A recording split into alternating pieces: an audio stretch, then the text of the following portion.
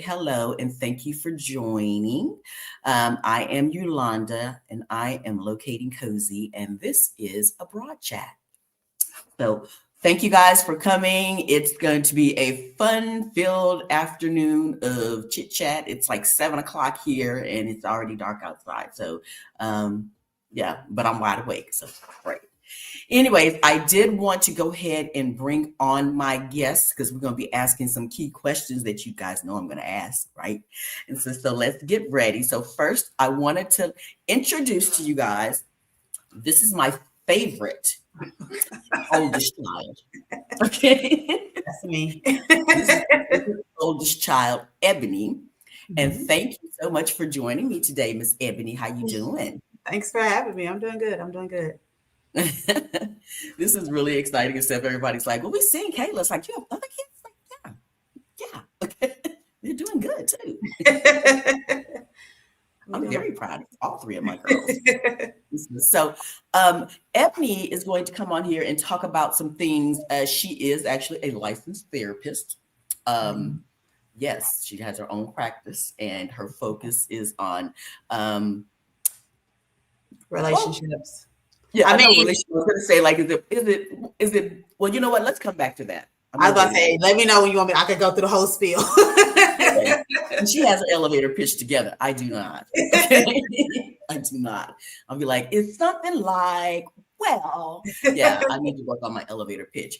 But before we get started, please do make sure that you do like and subscribe and hit that thumbs up on this episode so you will be and hit the notification bell. That's the other thing. So that you will be notified whenever I go live, and I'm just kind of blubbering along. Yeah. You'll know whenever I go live or when I upload something, or if I'm just on here going like, I think I have thoughts and I think you might want to know what I'm thinking. So yes. And with that, tell us, Ebony, please do share what's going on in your world right now. So much. Okay, so as I don't even know what to call you. I don't call you Yolanda, so I'm like, do I say Sabrina? Anyways, as she stated, I am a licensed therapist. I've been a licensed therapist for 14 years now. But what's going on right now is that I'm kind of transitioning, not fully out of mental health, but I really want to move into the world of like leadership development with corporations, specifically around organizations that see value in Black women.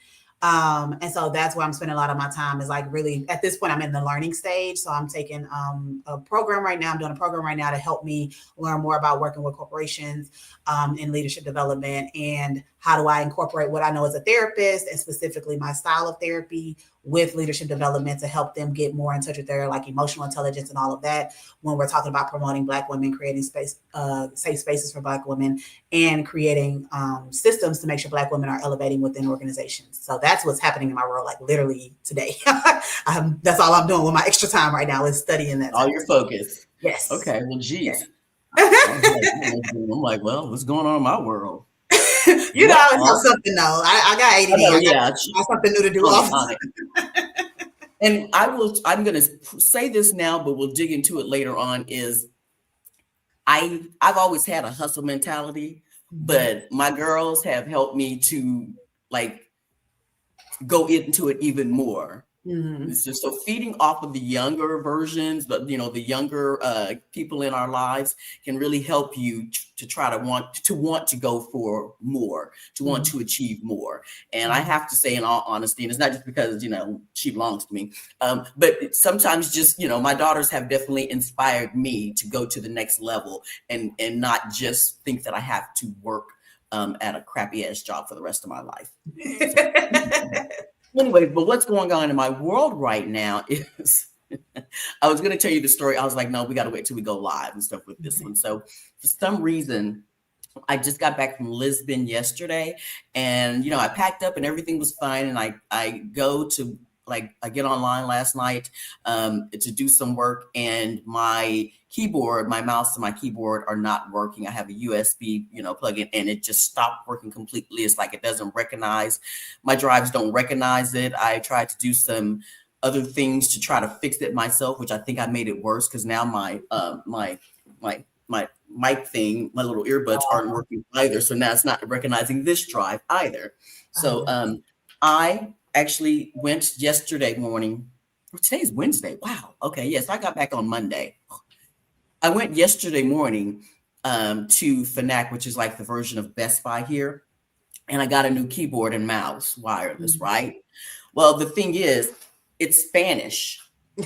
So I'm working with my first Spanish keyboard, and I'm confused because like just little things that it's supposed to do, like, shift whatever to get the code, and it's like that's not it. So I'm gonna have to do a whole training tutorial for myself. I'm gonna have to go on YouTube and like do the whole, like, learn how to use this keyboard correctly. So that's what's going on in my world right now. Trying to figure out how to use a Spanish keyboard. Right. To translate it to your English typing.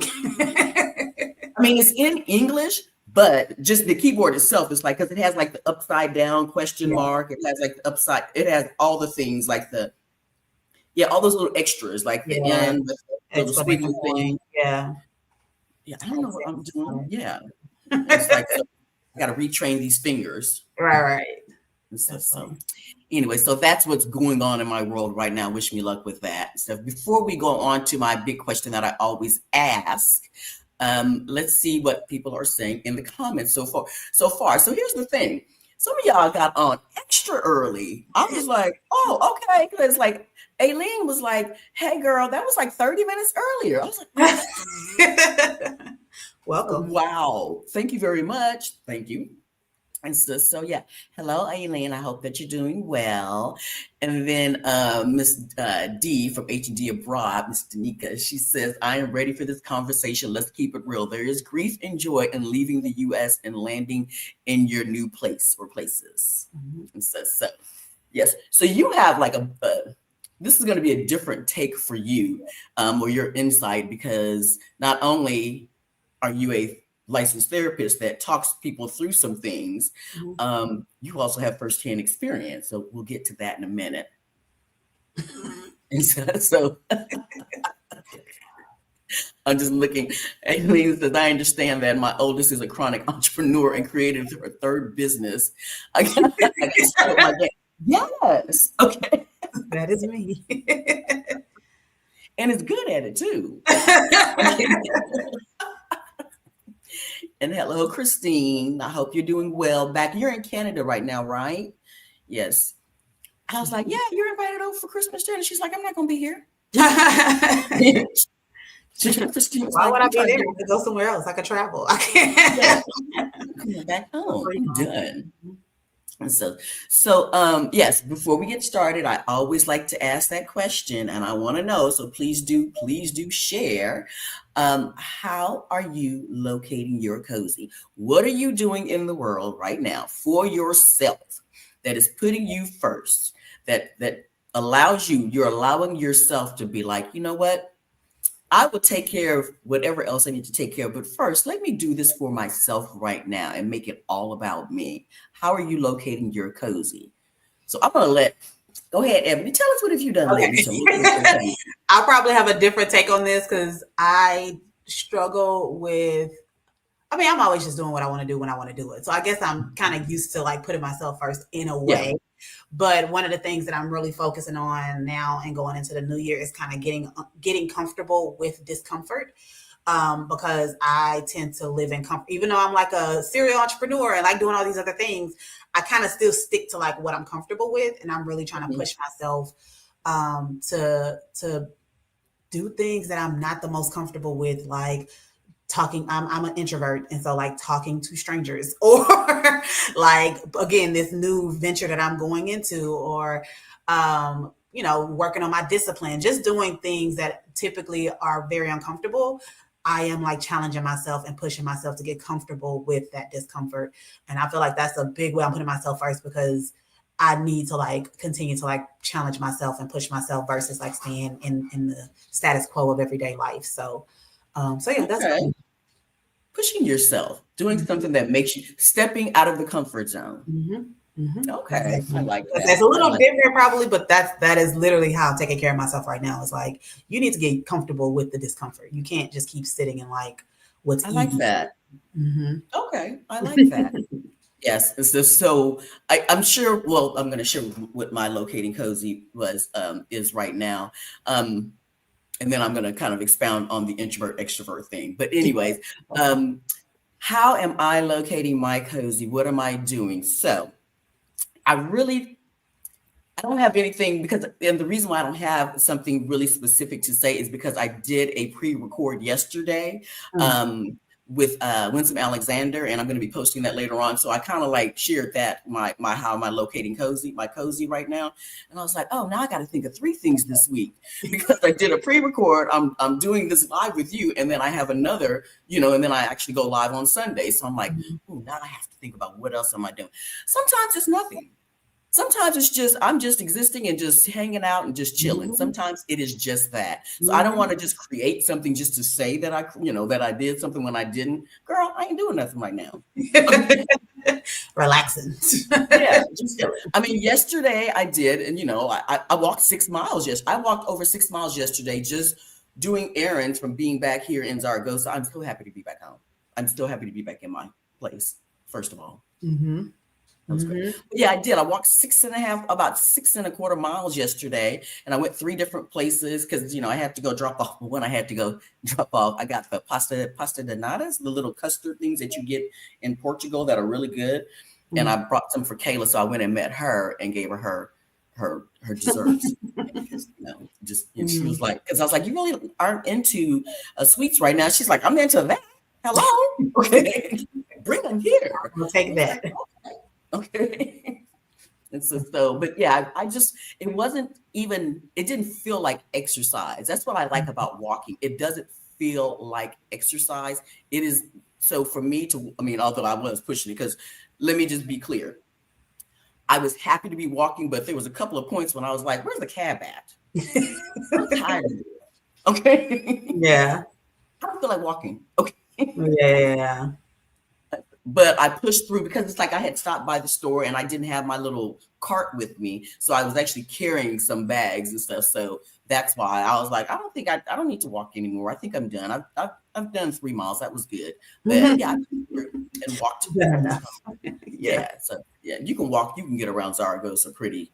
Yeah. From one side to the other. Yeah. I made my rounds yesterday. So, but other than that, really, today, I mean, yeah, I haven't done anything special. I'm just getting things done and trying to get back on track with my my working schedule as far as making sure my productivity, not my working schedule, my productivity schedule.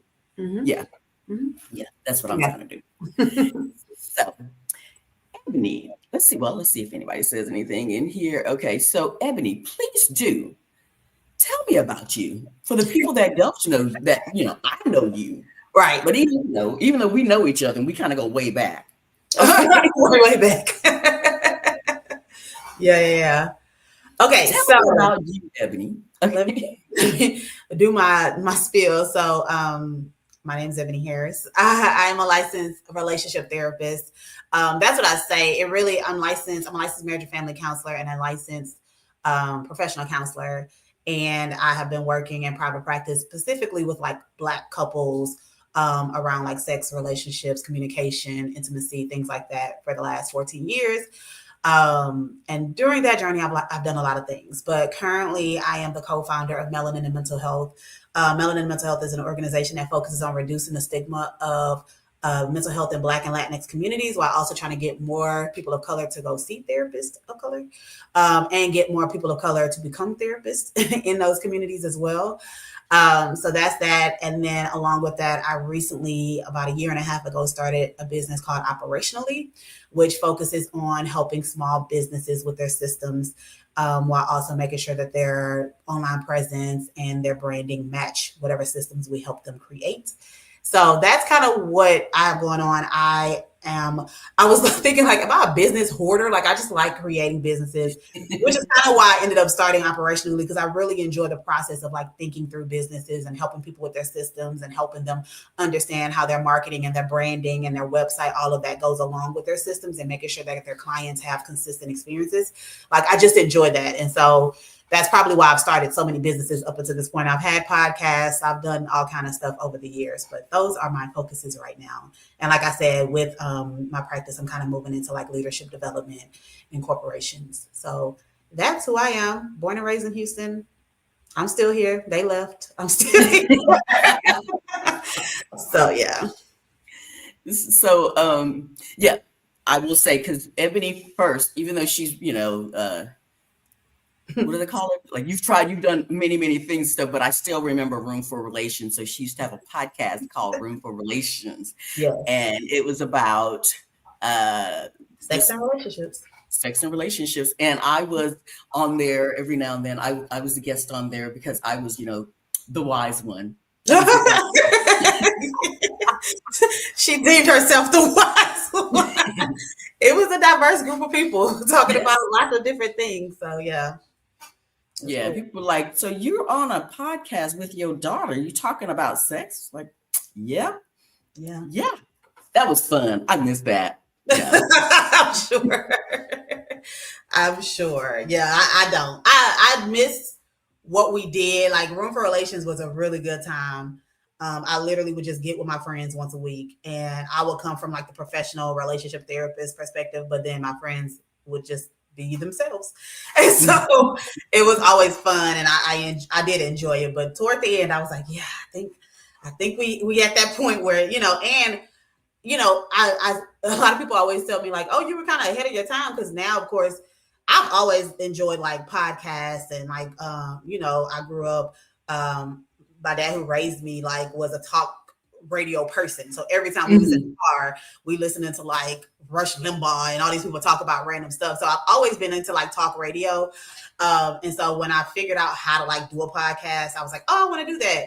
But it wasn't as popular as it is now. Like, I was early on in the podcast game. I'm kind of glad we got out when we did, because people go viral and get canceled very quickly nowadays. And we were talking about some crazy things back then. So I think it was a good time. And now I'm good with that being done and over. Yeah, it was a season. Yes. Yeah. And the season 5 years, over. 5 or 6 years. But yeah, it was a season, and now it's over. Yeah, we were sporting the Room for Relations t-shirt and all this. Yeah. It was a thing. It was a good time. It was a good time. That's cool. So I wanted to talk to you about a couple of things, and one being that just to talk about,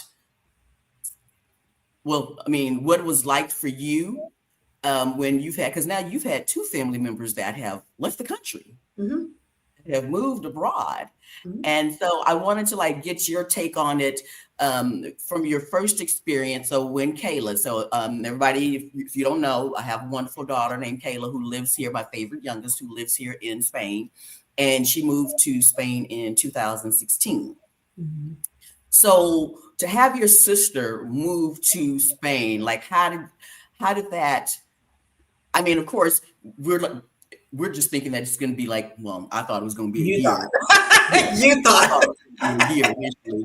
She had already told Ebony that it was probably going to be like more like 2 years initially. I don't think she told me anything. I knew based on like our conversations and this desire that she's had to just like explore. I was just like, she's not coming back. Like, she said the same thing. She said, I think I might have told her. I was like, I don't think you're coming back. Like, and I think she might have been like, don't tell Mom that. but yeah, I just think based on her, and I feel like Kayla has, and this is my opinion as like the big sister kind of watching her, has kind of struggled sometimes in the States to kind of find her place and find her community and things like that. And of course she had people, but when she said she was going over there, I was like, that probably, like, just to have this new adventure, I thought was dope as hell. Like, I think that's always cool to just try new things and push yourself out of your comfort zone. I know we came from very different like experiences, like growing up, and even like the community that we built. Like, part of the reason why I'm still here is because I have such a large community in Houston, right? So for me, it's kind of like, do I want to leave my community that I've already built? Yeah. But I do understand when you have, people, and in her community was also like going away and doing different things. I'm like, it makes sense to just kind of explore and go and have a good time. So it was when she first said it, it was like, oh, okay. But to me, it's kind of also like, that makes sense. Because she always would talk about like, she would say she didn't speak Spanish well, but she obviously spoke Spanish better than anybody that I knew that didn't grow up, speaking Spanish. Yeah. And so when she was saying she was going to teach English, and I was like, oh, that makes sense. That seems like a cool opportunity is what I kept thinking. Like, that seems like a cool opportunity. Yeah. Mm-hmm. Okay. So there's a difference between acceptance, like, yes, okay, girlfriend, go, but then having it actually happen. Yeah, having her actually leave. And so I'm trying to make sure that I'm speaking or getting your take on it, because of course my take on it was You had a completely different. Girl, yes. I was not well. Okay. But I think it's also a difference in like how I do relationships and friendship and community versus how you do it versus how Kayla does it, right? Like, I think we're very different. And I thank goodness that people accept me for who I am, because I'm very much, I've learned in the last like 4 or 5 years that it is part of me having ADD, that there's kind of not an out of sight, out of mind, because it's not out of mind. I still think about people, I care about people, but sometimes I get so distracted in what's happening that, it's like not until like I see you or I talk to you. Like, I remember when Kayla came back, when she was pregnant with her first child. I remember when she came back, and she was, we did like the baby shower and all that stuff, but it was just like me seeing her pregnant, and we spent like a lot of time together on that trip, and I was just like, oh, I love her so much. Like, I miss her so, like, it was like, I don't know if it's because like, it hits you different after a while. Yeah, I think her being gone and then coming back, I'm like, oh my God, you're like my favorite person. Like, I just love you so much, and this is so great. And look at you, got a little belly, and it was just like a different thing versus like we always were in the same city for the most part. I mean, when we were younger, no, but for the most of what I remember, we were, and so it was just different. Like, when I know she here and we'll hang out, and it's always fun to hang out with her, and I always enjoy it. But like her being gone for an extended period of time and coming back, it was like, oh girl, I love you so much. Like, what's happening? Where you been? Like, let me soak all of this up. It was really cool. So I do think that probably had more of an impact on me, her coming back after some years, and now she's married and pregnant and da da da da. And I'm like, oh, okay. That probably had a little bit more impact than like her actually leaving. I was like, okay, yeah, girl, go have fun, enjoy. And we talk here and there. And so even now, like, we talk more than we probably did when she lived in Houston. So yeah, I think it for me, it was a little different. I understand. I get it. So bumped around, I bumped around for a while, and, life is happening, and, we're all growing in different ways. And then I came to my big epiphany. I'm getting the hell up out of here. Okay. So did you see that as a different experience? I mean, of course, we all have our own lives, and we were, been doing our own thing, and but did you see that as a difference, or what was your experience or your feelings about it when I decided to up and move versus when Kayla? Or was there like, you were like, bye girl, take care? I mean, I'm always bye girl, have fun. Like, that's always gonna be my thing. I am not a person. Anytime I hear people talk about like wanting to do things that are like big and adventurous or whatever, I'm like, go do it, have fun, right? I'm never gonna be a person like, I have people that I know that are like, well, what about this? And are you sure? No, go, just do it. You'll figure it out. Like, I'm a build the airplane as you fly it. You'll figure it out. Just do it. Just have fun, right? So I definitely wasn't like, oh, are you sure? Like, no. And I think also when you left, it was like post-COVID. And so I think a lot of times, like, we spent a lot of times by ourselves and apart and all of that. I think even for me, getting a better understanding on like what I need as far as community kind of happened during COVID, because I was always with my friends, always out, always this. And while I enjoyed it and it was a time to be alive, to be doing all of that, during COVID, I really was like, I knew I enjoyed space to myself, but I enjoy intentional time with people. And so I think, again, being more intentional with my time means it doesn't necessarily mean that we have to like be with each other all the time for me to like really know what's going on. And if I think about it, some of my friends that have lived away, and I've had a lot of friends that don't live in the same city as me as well. We sometimes have closer relationships because we end up talking on the phone for 4 or 5 hours and getting like this deep dive into like what's going on and how you've been and all this other stuff versus the people that I see on a regular basis.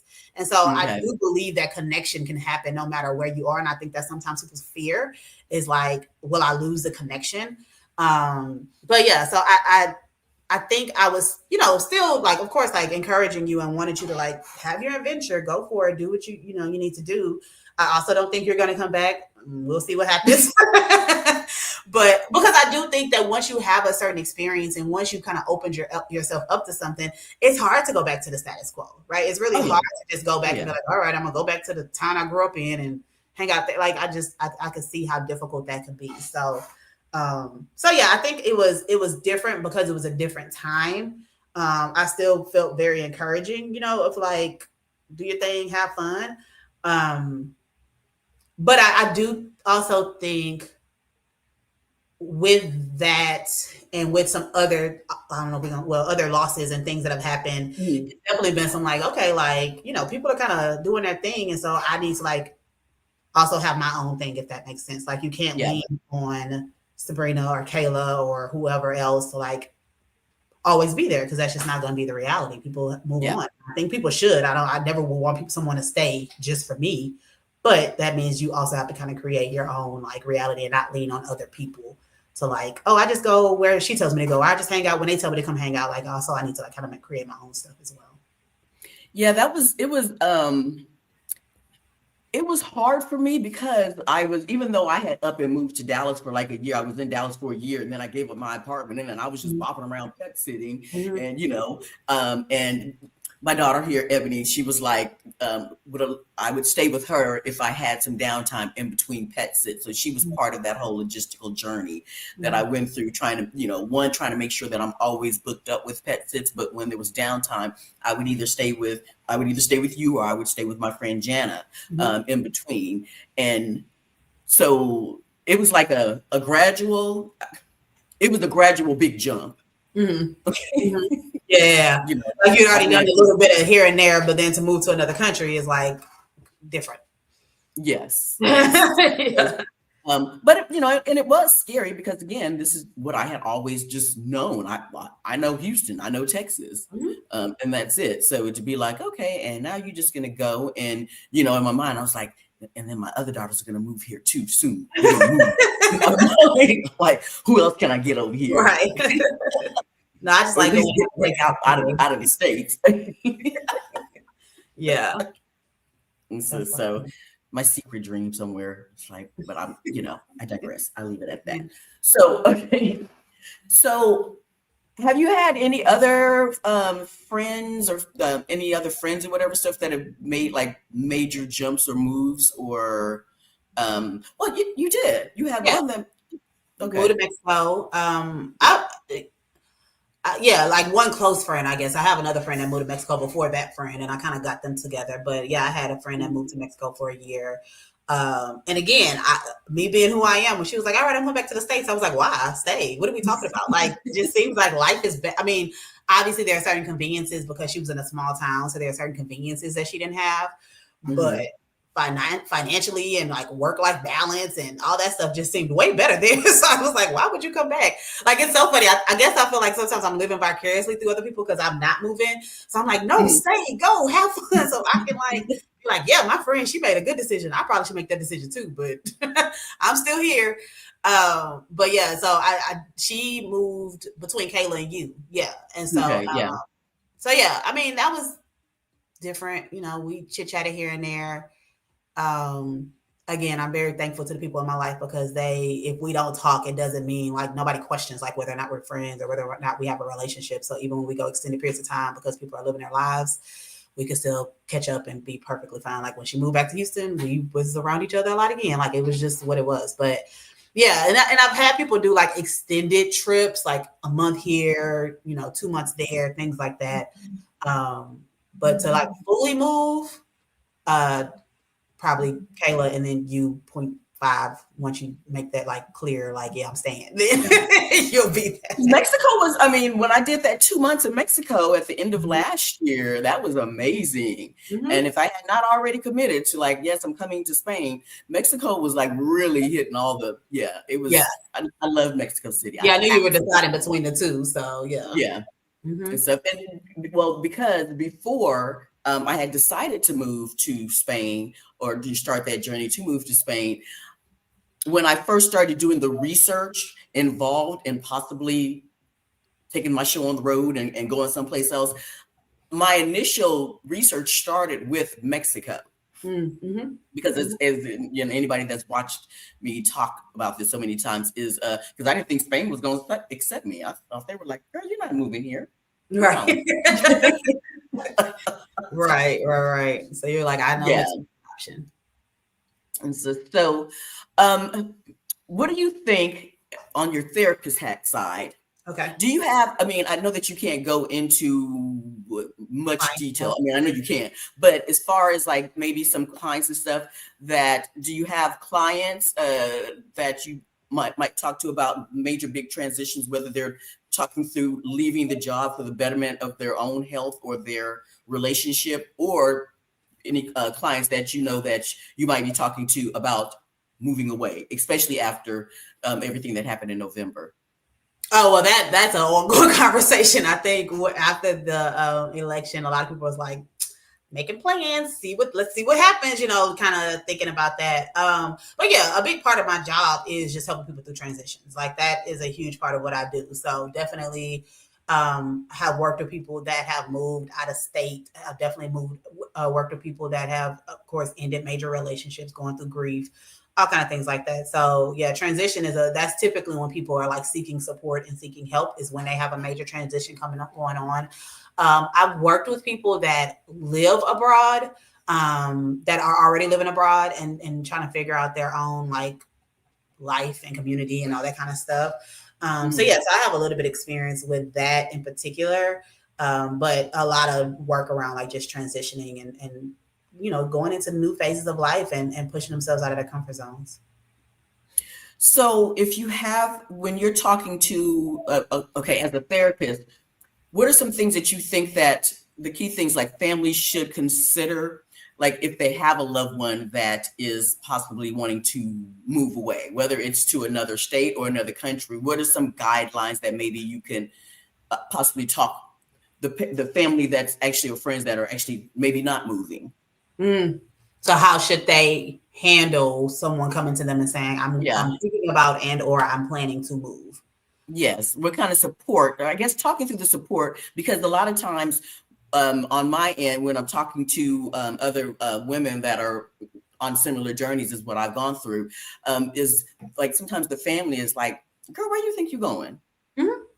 Yeah. I mean, it's a couple ways to look at that. One, okay, you asked me about the family because I'm thinking about the people that are moving also. Like sometimes you got to believe, people are who they are. You're talking from both. Okay. Yeah. People are who they are. And so if they are people who tend to be hesitant in their own lives, or if they are people who tend to look for the bad of like what could go wrong, then just because you came with this amazing idea and you were like, oh my God, I'm moving and I'm so excited and I've done all this research, doesn't mean they're going to become somebody else all of a sudden. People are who they are. And so what that means is we can't expect them to show up differently just because we may have been changing and shifting and showing up differently, right? So I think that's number one.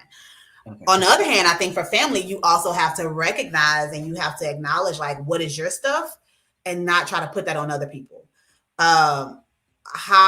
If you are scared, or if your immediate response is like, oh my God, that's a bad idea. Even if you say it, when they kind of either call you out or if you see them being uncomfortable with you saying that, you can tap into like, okay, wait, this is my own fears and insecurities and concerns and worries. That's not theirs. And there's a difference between having a conversation and letting somebody know like, hey, like I was doing research. Because again, a lot of times we haven't done no research. We just heard you say you leaving. And our first thought is like danger, danger, danger, right? Which is the normal reaction. Yeah. Our brain tells us that anything outside of our comfort zone is dangerous, right? And so when someone else says they're moving outside of their comfort zone, or your comfort zone actually, then it feels like there's danger. So you start to freak out a little bit. So that's very normal, but you have to acknowledge like, okay, that was my freak out. That ain't got nothing to do with them. That's my own stuff, right? And so to try to like put it on them and convince them as to why is not helpful. If you've done research and there's like legitimate concerns, you can always bring that up and be like, hey, like I was kind of looking into it because I'm, excited for your journey, but how are you handling this, right? You're allowed to ask questions. And I think sometimes, again, I keep going back and forth, but as a person who is leaving or has made a decision, when somebody asks questions, we all automatically think they're questioning me. They don't trust my judgment. They da da da da da da, right? Versus looking at that and saying like, they also have anxieties because they care about me. And so maybe I can answer these questions to help calm their anxieties as well. And maybe we can have a more productive conversation. So I think both people have to be aware of what the other person could be experiencing, as well as being aware of like, what's your stuff that you're bringing into this conversation? What's your fear, your anxieties that you're trying to put on the other person because you're just worried about them and you care about them and and sometimes it is, when people do certain things, because people tend to be a reflection of us, we're looking at ourselves like, well, I haven't taken any big chances. I haven't done anything huge. And so how dare they think? Sometimes that's there. But a lot of times it's based on, like, again, our own insecurities, our own anxieties, and the care that we have for the person as well. And so I have like a framework of like change, of like what I think people should do when they're looking at change. And two of them that I kind of just talked about is owning your own shit and valuing other people and their perspectives and their experiences. I think that's extremely important when we're talking about having these conversations about people making big moves. Okay. And it's one thing I will definitely encourage, and when I'm talking one-on-one with the ladies on this journey or within the particular groups, is to schedule a time if you have family members that are really truly concerned or friends that are concerned. One, schedule time to sit down with them to really like say, okay, let's have a really good conversation about it, and not just be like, girl, I'm doing it, whatever. I really don't want to, knowing that wherever their questions are coming from, whether it's a place of fear or whether it's coming from jealousy or whatever it is, if you care about them and they care about you, sit down and have that like open Q&A session. Like, okay, come write down all your questions that you think you might want to ask me so we can sit down and really kind of go through it. Yeah. Okay. Yeah. Cause I think, sorry, go ahead. I was going to say, I think oftentimes when we think about support, we think of it from support means you just gonna blindly say, yeah, girl, do that. Good job. And that, I do that, but I think that's what a lot of people think of when they think of support. They think of like this blind, just whatever you want to do, da da da. But sometimes support is challenging you, right? Sometimes support is like, I'm gonna ask some of these hard questions. Like if you tell me you're about to make a decision that maybe you've made, what's the word? Not chaotic, but sporadic or, quick decisions. Impulsive, that's the word. Maybe you've made impulsive decisions in the past. Then as your friend or as your parent or, whatever family member, I might be like, hey, like, I feel like this is a pattern. Like, what makes this different? And that doesn't mean they don't support you. That means they also get to see all versions of you or these different sides of you. And they just want to know like more about like what makes this what makes you feel like this is the right decision for you. Right. Yeah. And so I think sometimes when we talk about the people that are in our lives, we believe that there should be blind support without any questions, without any challenging. You should just be like, yeah, girl, go have fun and do it. And that could be part of it, but I think it's also okay to ask questions. And you need to have people in your life that are going to push back sometimes, because there may be things that you haven't thought about. And so if you're always like, I make the right decision and this is my decision, and you shouldn't be questioning me, first off, figure out where it came from, because it came from somewhere. But secondly, allow people that care about you to feel comfortable and saying like, hey, like, I know that you're excited about this and I'm excited for you, but also like, have you thought about these things?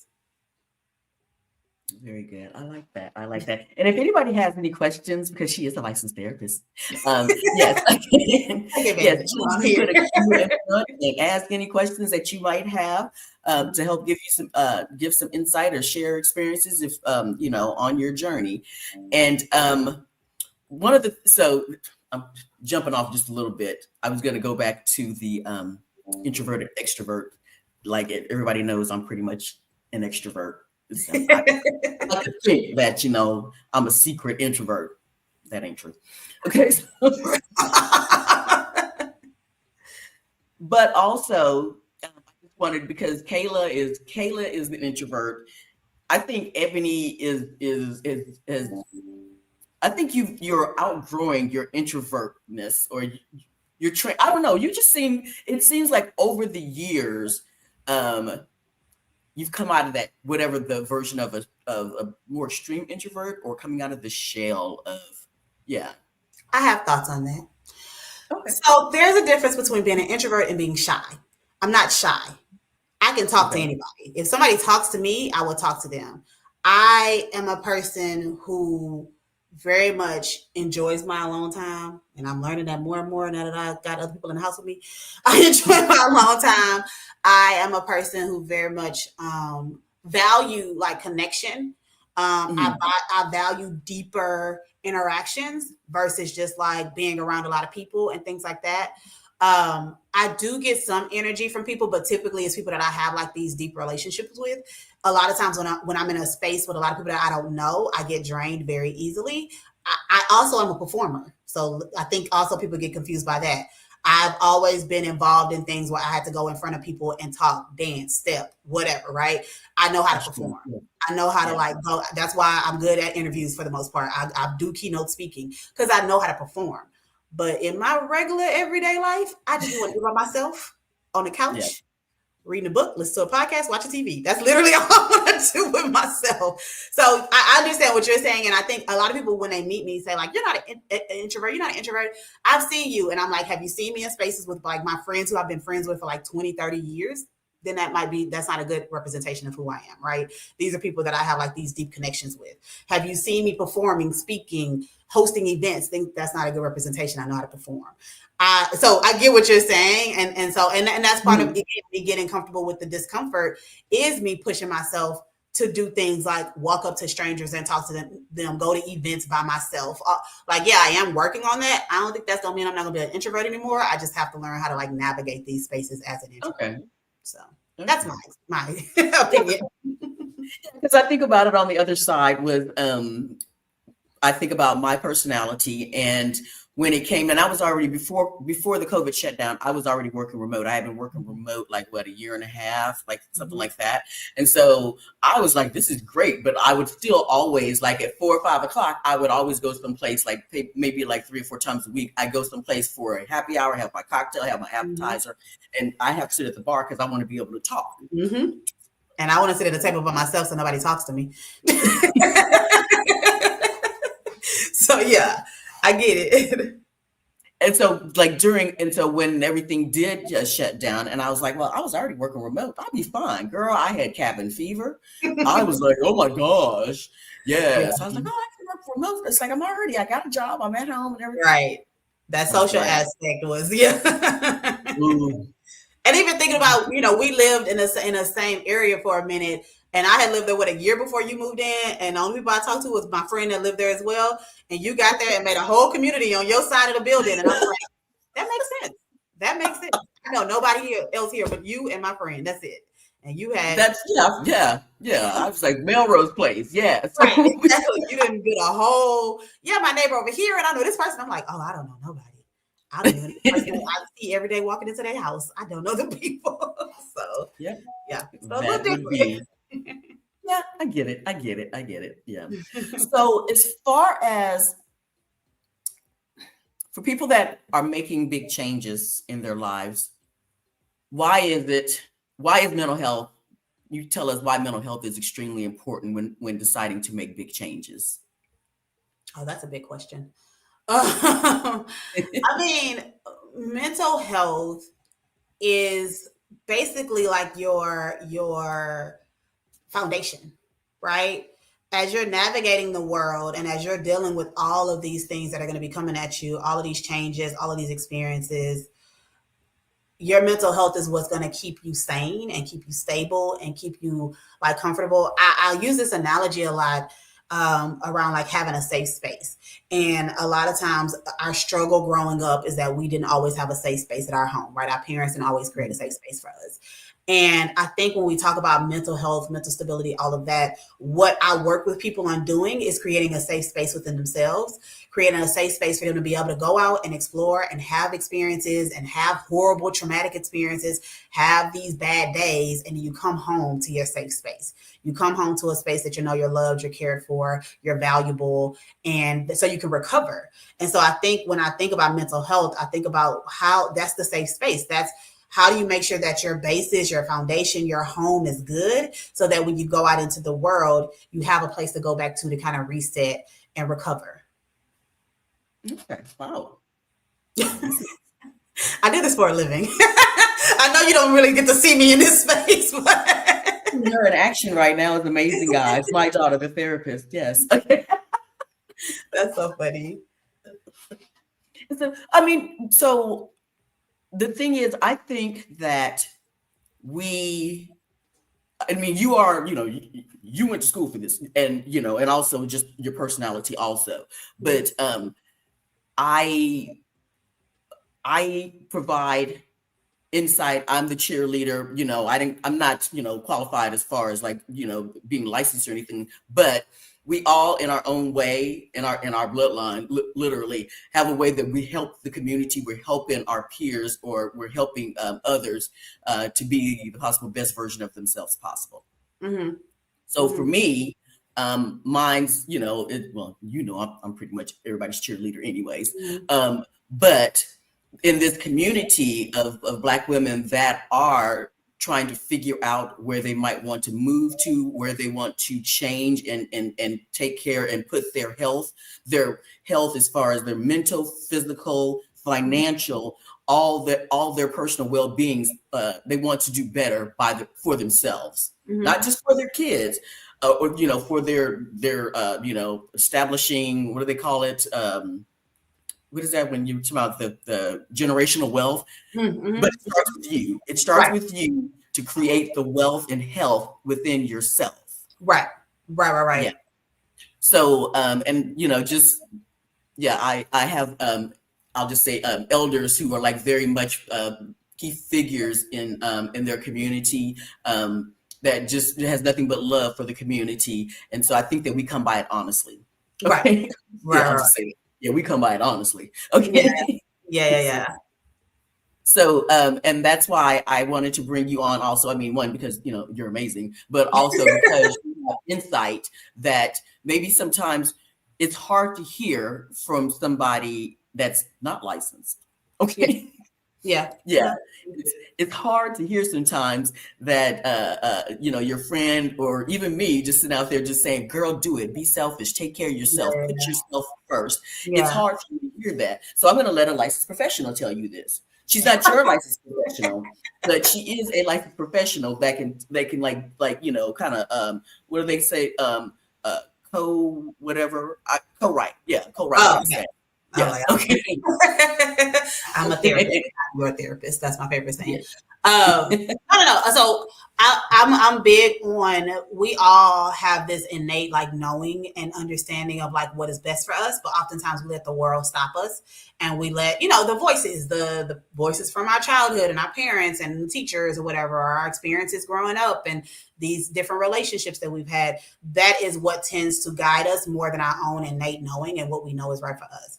And so even as a therapist, my job is never to tell somebody what to do, but to help you tap into like what you know to be right for you, and to silence all the other voices, right? Silence all those other societal things and thoughts and all of that that's impacting you. And so I think that's where we struggle a lot, is that we spend so much time like, what's someone else going to think, or is this okay, that we have to learn to quiet that so we can really say like, okay, what's right for me? Let me spend time. And this is why meditation, people always talk about meditation, because it's kind of like the whole goal of meditation is just to learn how to quiet everything around you and be present.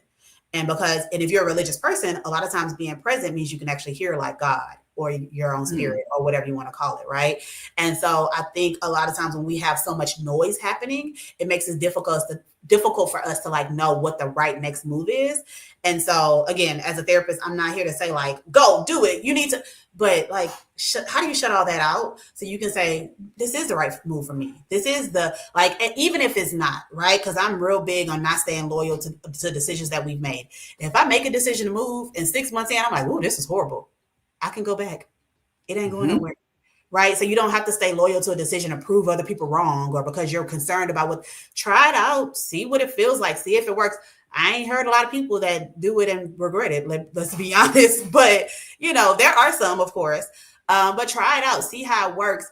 And also recognize that wherever you go, that's where you'll still be there. So if you are still having issues in the States or wherever you live, just because you go away don't mean that's going to go away, because you're still the same person.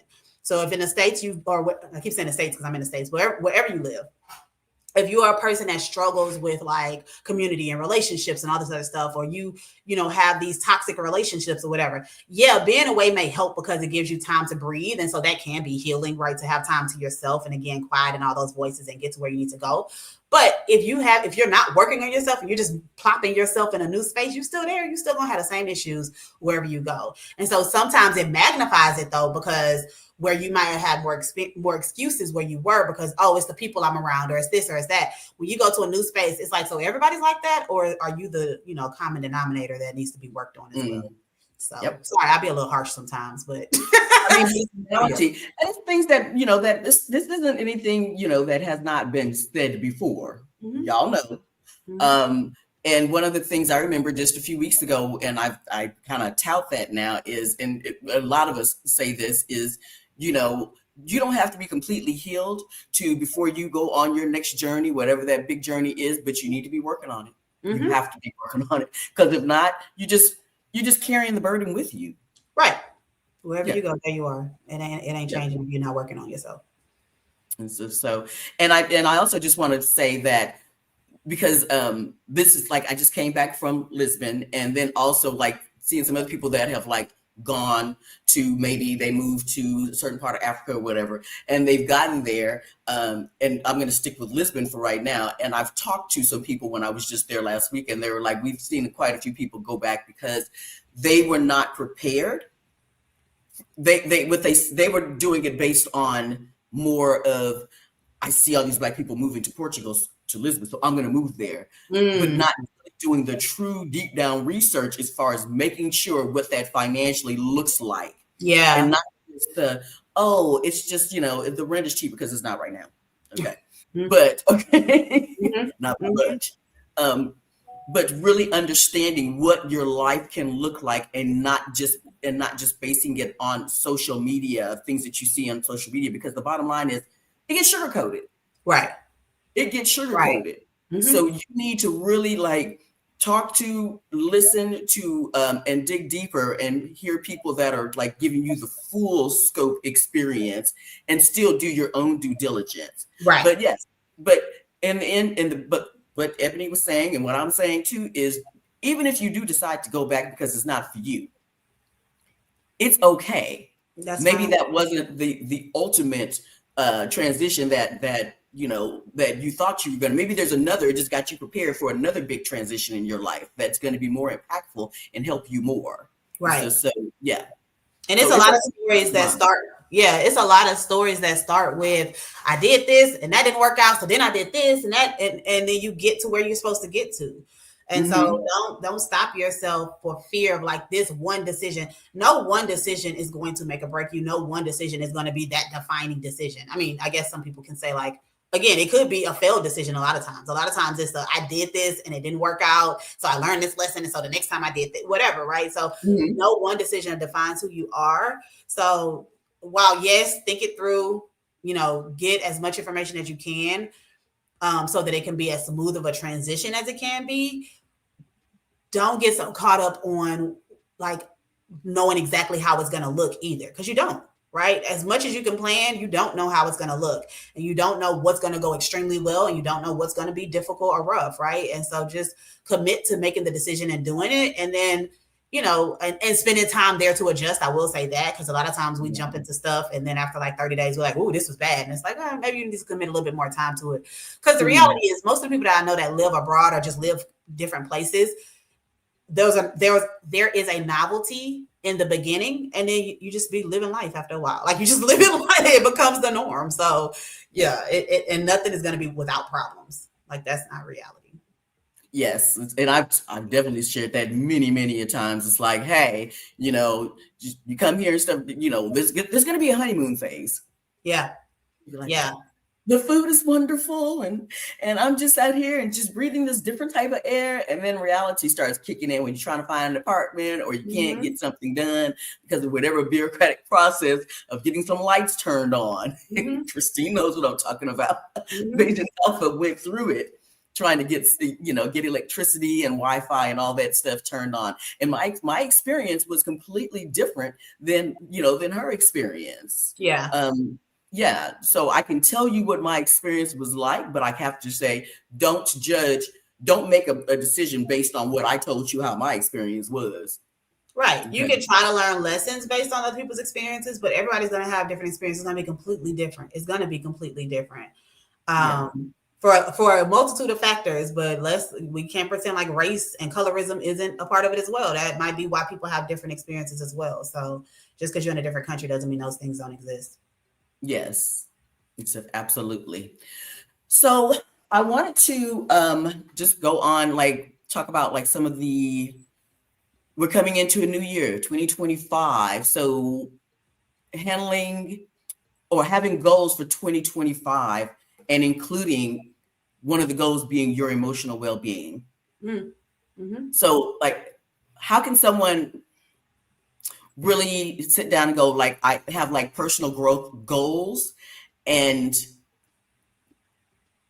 put their well-being, or let me try this again because I'm not together. What you trying to say, girl? How to include your mental health, your well-being, whether you're planning to move abroad with all your goals, how can you actually put your mental health in there and make that an important factor? I mean, I think just doing it is the easiest thing to say, but I believe yes, in goals, I'm a goal person. I love writing down my plans and all kind of stuff like that. But when it comes to New Year's, I really like having setting intentions, or even words that are themes for my year. And I think that can also be helpful as well. 1 year, my word was discipline. And so that obviously can be in a lot of different ways. It can mean discipline as far as my health. It can mean discipline as far as morning routines, and discipline and how do I push myself, again, I'm really big on pushing myself, obviously, but pushing myself into doing things that, maybe I wouldn't normally do, or sticking with something that normally I would quit, right? Stuff like that. And so I think if you kind of set the intention, what is your intention for the year? What do you want to learn for the year? Things like that. Then as you're setting your goals, you can kind of look at how does this fall within that intention? Right. So if my intention next year is to get comfortable with the discomfort, then what am I doing as I set those goals? Right. When I set my financial goals, am I picking a financial goal that feels oh, that's reasonable, I could probably hit that?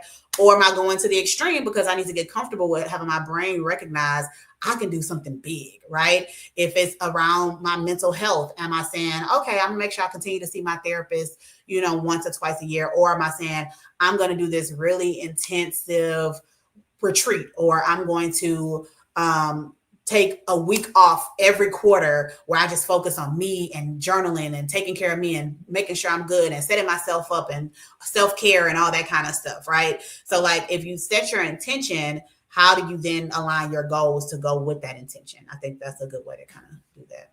Okay. So leading a little bit further into that, what would you say to people, or advice that you give to people that are I'm behind. I was supposed to have all this done by this time and I'm still not there. And so now I'm never going to make it. It's never going to happen because I didn't stay on the timeline that I had actually set up. Mm-hmm. I think, again, that moves into that. Are you being loyal to old decisions? Are you thinking this, my belief is by the age of 30, 40, 50, I should have been wherever. And if I'm not there, well, that's what I thought I should be. So then I'm not even going to try anything else because I've already failed. And the reality is life goes on and you have a lot more life to live. You get to choose how you live your life. Right. Mm-hmm. And a lot of times what happens is we make these it's almost we create these ideal versions of ourselves, knowing that we won't meet them. So that, and then if the timeline passes, then we're kind of well, I tried. And it's but did you really try? Number one. And number two, who said you were going to stop trying? Right. Because oftentimes we do get much further along. We are a lot closer to where we want to be, but because we've decided the timeline we set, it didn't work, or whatever age we're at, it's too late, then you don't get there. And you're not even acknowledging well, where were you at 10 years ago when you set this goal? Right. Because even if you haven't hit that goal, if you are 75% there, you've made a significant progress. Right. And so I think a lot of times we're so consumed with hitting a goal. And the reality is oftentimes once we hit the goal, especially again as Black women, we struggle to celebrate ourselves. So we just be like, oh, okay, I hit it, and then we move on to the next thing. It ain't even like it was like a celebratory, like big, huge thing. We just like, oh, I hit it, and then you just move on. So I think a lot of times what we have to do is learn how to fall in love with the journey and understand that while we have this place that we want to be, it's a lot of ups and downs, and there isn't a specific time that it'll take for us to get there. And if we fall in love with the journey, if we fall in love with like, oh, I almost got there. Oh, not quite. Okay, what did I need to learn? What did I learn in this situation? How do I get better? When you fall in love with the growth is really what it is. Then you don't get so consumed with that target. Because again, a lot of times when we hit the target, all we do is pick another target. It's not like we sitting there like, all right, I hit 6 figures. I'm just going to enjoy this and I'm so happy. No, once we hit 6 figures, we figured out how to hit 150, 200, 250, right? That's the next step. And so I think when you learn like, okay, well, I really enjoy like the hustle or the journey of getting there, or the growth that I learned or whatever it is, when you can get into that space, then you're not so focused on the end goal, because nobody knows when life is going to end. You don't know if you die tomorrow in 30 years. So why would you stop yourself from doing things because you didn't hit it at this timeline? Mm-hmm. So, wow. Take that in. Please take that in and understand, because I hear it all the time. And you know what? I've done it myself. I've been like, I didn't get that second client yet, so I'm not gonna. I guess it's not meant to happen. Maybe I need to go back to work in the office. Okay. It's easy. Everybody feels that way sometimes, right? Self-doubt isn't like a uncommon thing, right? We all have self-doubt in some way, but what do you do? Because we can't control our thoughts. That's just the reality. We have thoughts that go all over the gamut, right? We have thoughts that's like, ooh, where did it come from? What that mean? You can't control your thoughts, but what you can do is take time to say, like, what thoughts are you going to give attention to, and which thoughts are you going to be like, ooh, that was a fleeting thought. I really was like doubting myself, but now let me get back into who I am and who I know myself to be, and let me lean into that version of me and keep pushing forward. Right. And so it's not about not having the thoughts. It's about, what do you do with those thoughts when they come? Are you going to sit there and pout and lean in and sit in and be like, oh, well, I guess I suck and I didn't do a good job, so I'm going to just stop? Or do you say, oh, that was crazy that I thought that about myself, when I know X, Y, Z, or when I can look and see all these things that I've done in the past and how amazing I've been, when I know, like, how do I... You have your receipts. You have your life receipts. Literally have your receipts. Most of us have some, and even people that tell me like, no, I haven't done anything. After we talk for a little bit, it's like, oh, so you didn't leave and move and pay your bills and take care of a kid and do this. You didn't do those things. Whether or not you think you did it to the 100% perfect way, that's different. But you did it, and you probably did it well. You just we don't give ourselves enough credit. Yeah. So we don't give ourselves grace. We don't give ourselves our own pats on the back and acknowledgments. Right. And we look for other people to do it, but it's never enough, because people will say, good job, you're so great, you're this, you're that. And in the moment it feels good, but the moment we by ourselves, we back down ourselves. So that's why, again, it always starts with home. It always starts with you creating that stable home, that safe space for yourself, to really grow and heal and all that. Okay. Wow. Well, I'm trying to think if there was anything. Well, one, I wanted to go ahead and put your information out here. I really do. This is really good. This is really good. This is what I'm envisioning now. So I'm like, I'm gonna have her come back quarterly. Okay. Okay. I'm down. Yes. Yeah. Even though, yes, I might have all the wonderful insight, and I sometimes joke and say, for this community, I might be auntie or big sister or bestie, or some cases maybe even big mama. But yeah, I can only say so much, and so I love to bring on other people, other Black women that can give you better insight, that can give you some tools, and that you can work with to lift yourself up. Yeah. I also think, just based on what you just said, sometimes we are looking for the experts, right? And a lot of times what we're doing is that we are looking for reasons not to do or not to listen, right? Well, you don't have this degree. Well, and me, I don't live abroad, right? So maybe you'd be like, yeah, she's a therapist, but she never lived abroad. You're right, I haven't, right? But that's why it's really important for us to take what we need and leave the rest, right? Everybody has value. Everybody has information. Everybody has experiences that you've never had. And so instead of looking for the reasons not to listen to them, why don't you like take a second to kind of say like, okay, well, is what they're saying resonating with me, but I'm fighting against it because I'm looking for all the excuses as to why it won't work for me. And just take what works for you and apply that. Everybody, I'm not an expert on anybody's life but my own. And so that means I can only give information based on what I know, what I've experienced, what I've seen with other clients, what I've researched, what I've learned, those type of things. But I'm not an expert on your life. And so whether it's you or me talking about it, like there's always something you can take from it. Stop looking for reasons why you shouldn't listen to this person. It's a lot of people that I disagree with in this world, a lot of people that I disagree with wholeheartedly on who they are and how they show up in the world. That does not mean that they can't say things sometimes that's like, yeah, I guess I agree with that. That's true, right? And I probably fight myself the whole time, but I'll be like, that is true, though. I do believe that to be true, right? Yeah. And I think sometimes we get into this space, especially if you're online, we get into like this polarizing space where it feels like if I agree with you, then I agree with everything you said. No, like sometimes people just have good information, and so we should be able to take that.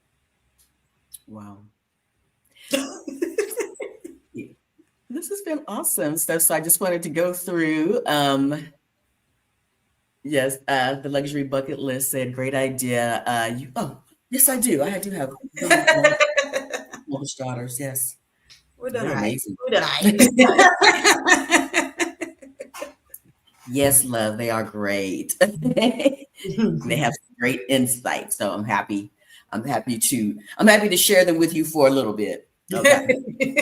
And it was really great for like this past was at into August, September. I had all three of my daughters here in Spain, and that was just such a great, wonderful experience. I still have yet to post any of those pictures. They're mine. Okay. I suck at the social. That's why I pay people to do that, because I suck at the social media stuff. You're like, I'm gonna post all of this stuff. Don't post anything. They're on my digital photo frame. They are on there. Yes. Yes, my digital photo frame stays up to date. Okay. That thing is life. That's good. Yes. And but yeah. So I wanted to share your information. So which one is better to share? Yours under your name, or Melanin Mental Health, or which one is better? Probably my name, just because then you go there and you can see all the other stuff that I have going on. So okay. So I'm going to put your Instagram. Okay, well, here's your Instagram. Here's our Instagram. We'll start with that one. Everything is the same except my website is at Eboni Harris MA, and then my website is eboniharris.com. So it's me. So all this is in the description of this actual. It's in the description below. So just look down below, and it's all in there already. I'm getting better, because it used to be that I would interview, then I'll be like, I'm going to come back later and put the information in, and then I would forget. Go ahead and put their information. I'm like, girl, you got to get better. So now I've developed a much better system as far as getting ready for interviews now. So it's a couple of things, like I don't have to think as hard with the prep. And one is to make sure I just put the contact information in the description below. Yes. And also, I wanted to make sure, again, please do like and subscribe and hit that notification bell. But also, I wanted to just say, make sure that you are signed up, that you are actually go to this link and sign up for my email updates, because next year is bringing some big things. And I'm going to be having some small gatherings and a couple of more detailed gatherings here in Spain. And I would love for you to be in the know about what's coming up, very specific, that's going to just help you create a wonderful journey, whether you're country shopping, country bopping, or if you're just here for a quick vacation and you want to come in and have a wonderful experience here in Zaragoza for the week, setting that up. So get ready. So make sure that you do go ahead and click the link, fill out the form, and then you're going to also, once you actually click that link and fill out the form to sign up for the emails, you immediately get an email that is your moving to Spain checklist that gives you a lot of information and a lot of referrals, like the information for my solicitor, my attorney, that helped me get set up here in Spain. So do sign up, okay? Eboni, do you have anything else before we head off? Nope. Thanks for having me. This is cool. Like when we first got on, I was like, oh, she has it all set up. This is really good. Well, good job. I love the tech stuff and all the stuff behind the scenes. So good job. Oh, okay. Yes. I'll be trying, girl. And it's just so funny because like back in April when I was like, I don't feel like doing all this editing, and Rashida Dye said, girl, just go live. And I was like, I can't do that now. I'm like, I don't even know. Like I had to go live I had to go live by myself this past weekend. And I was like, I don't have nobody to interview. And or to even think about like doing a pre-record now. I'm like, oh no, let's just like done pieces. Okay. That makes a difference, yes, because I know because editing YouTube videos will take forever. So yes. So I'm working on some other things with that, like taking all this content and like creating clips or like vlogs, posted, but I'm not there yet. So, but we're here now, and I hope that you guys enjoyed it. And I will see you soon. And thank you so much. And Ebony, if you could hold up, wait a minute. Did I do this? I never do this right, so y'all bear with me, okay? Like, oh, I never even stopped it. Oh, stop what? I never stopped it. I just muted it. Well, y'all take care.